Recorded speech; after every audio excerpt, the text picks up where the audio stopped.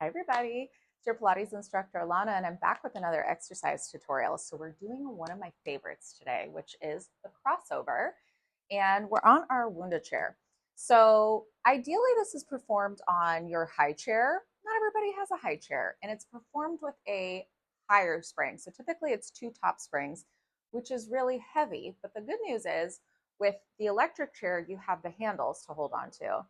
With the Wunda chair, you don't have those handles. So you have options with your springs. If this is maybe the first time you're doing it, try a lighter spring. So you have so many options with spring combinations. I like doing this on a top and a bottom. I like it because, again, it's one of those exercises that lends itself well into going into other exercises. So, for instance, you would go into perhaps your going up side or your side balance control. So then you don't have to change the spring, but it's your Wunda chair. You can do whatever spring option makes sense for you. So I've got it set up with a top and a bottom spring right now. So let's do it that way. And just be mindful, everybody's going to be a little different with the positioning of their footing. I'll show you the way that I like it. But again, it's your body. Test it out, see where it feels appropriate for you. So you have a few options to get into it. Let's say you've done this before and you feel experienced doing that. You could just get your foot into position. However, this is a very big angle and this demands a lot. So for some people, this could be so much torque on the knee or the hip or whatever it is that this could quite literally be unsafe. So to be safe, you would take your hands to the front. You can float this foot up, press the pedal down, and pivot on your foot and just kind of get yourself where you need to be. And then this standing foot, okay, this is where you have options. Some people like to be in a turned out position. I prefer to be in parallel. The further the foot is, the deeper the stretch is going to be on this hip.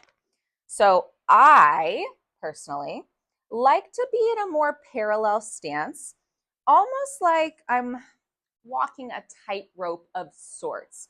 So I'm not right back behind, but I'm a little inside, or I should say outside of the pedal. That is me. Okay, now I'm going to press this pedal down, take my hands to my hips, and now this is where you want to get yourself set up. Tailbone is under, so be mindful that you're not arching, you're not sticking your butt out. You want to feel like you are pressing down that pedal with the outside of the hip, and you're trying to pull this hip back. So you want to stay nice and upright. I'm using my standing inner thigh like crazy. And then from here, mindful, wherever you can take the pedal is where you go. And then you press it down. I float it up and I press it down and I hold. I float it up. I press it down and hold. Two more. Float it up, press it down, hold. And one more time. And press it down, hold.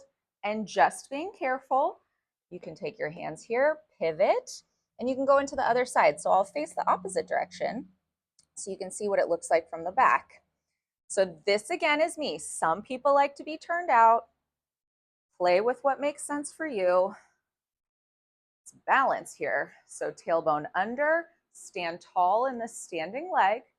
You float the pedal up, and you may be different from side to side. So maybe one side you have way more range, and that's normal. And if you feel like your heel is going to lift, or if you're teaching this to somebody and the foot on the pedal, the heel is lifting, they have tight calves. So this wouldn't be the right exercise for them. So you could pick something else, maybe do a leg spring with them instead.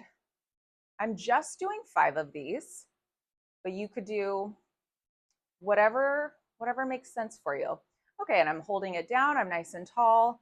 And again, I'm going to take my hands here just to carefully get out of it. One foot, and then the pedal comes up. So that's your crossover.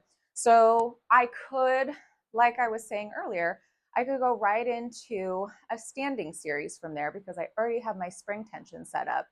Or I could go into my side balance control, which makes perfect sense for me to either go into that or do my crossover on my way coming out of that.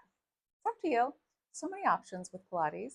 But anyways, that is your crossover. You are gonna feel the side of your seat and the side of your leg. You're gonna feel a lot of your standing leg too. So really think of pushing the ground away through that standing leg. All right, if you have any questions on your crossover, leave a comment below. Until next time, I'll see you on another exercise tutorial. And if you want to get in touch with me, find me on my website, boapilates.com. All right, bye everybody.